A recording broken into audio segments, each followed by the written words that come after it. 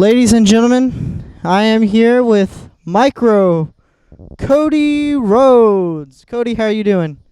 I'm doing just fine, Sean. How are you doing? I'm doing pretty good today. You want to know what would be a amazing dream of mine? What is that? If I could do a actual interview with the real Cody Rhodes. See that? See that? It's hard to snap when you have the tape, but it happened. He asked, received.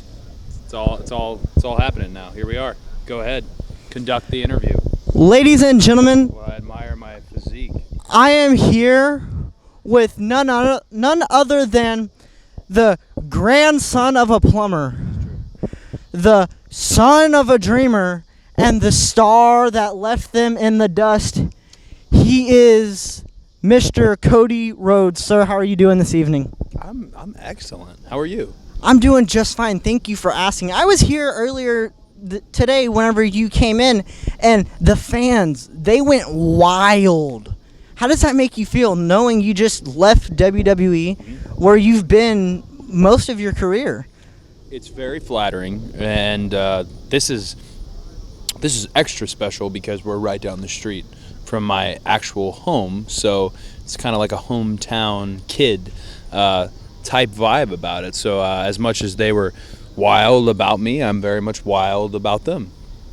Growing up, whenever kids would ask what it was your father would do for a living, what was it you would say? I was honest, I was forthcoming, and I would tell them that he was a professional wrestler. But when you tell little kids that your dad's a professional wrestler, like, you get more questions than that answer. It doesn't act as a solution, so you get more questions, and then there would always be, well, wrestling is this and wrestling is that, and I'd have to, that's how we, that's how my family lives, so just don't say anything else, please. And then my dad had always granted me, we called it like the 3-strike rule. It's a terrible rule to give a kid, just terrible, but I thought it was cool because at the time, if they said, oh, well, I heard this about wrestling, I was allowed to punch them in the nose, only the nose. I don't know why he was so specific about that, but a mini, young, elementary school scraps all over this wonderful sport that we love and hold dear, that is pro wrestling. And what was it that prompted you to leave WWE? I had seen on the internet that supposedly, I'm not sure if it's true or not, because it's the internet.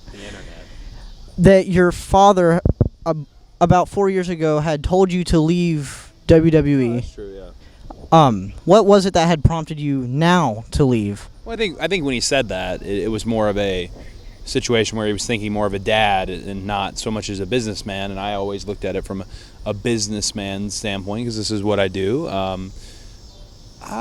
10 years. I had a great time. I met my wife there. I was on WrestleManias. I got to, perform in front of crowds of 80,000 plus. I think it was just time. I don't really think there's a real answer to that. It was just time for me to do something else. And even though these are like smaller and more intimate settings like we're in here today, they don't feel that way. Not in here. So this was the next step in a progressive way for me to do this, and I'm real excited about it. And what is it you like about the independent, I should say? What is it you like about the independent scene more than you do about WWE?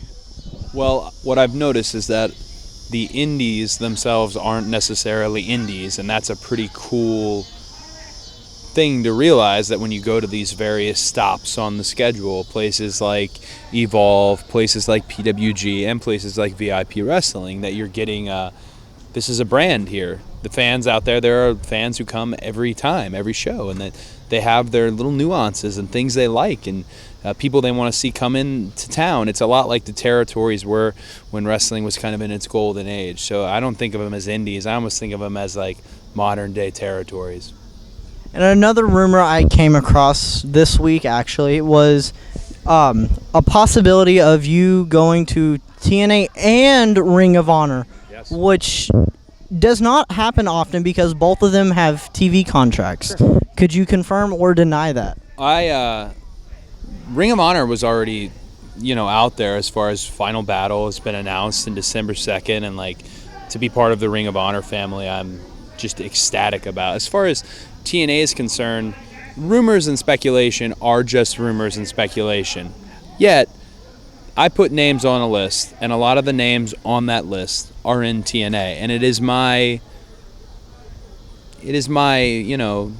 intent to finish the list. So if there's a guy like the Miracle Mike Bennett or Moose, or even somebody who wasn't on the list like EC3, that they're TNA stars, and I have no problem going places I need to go to accomplish and fulfill the list.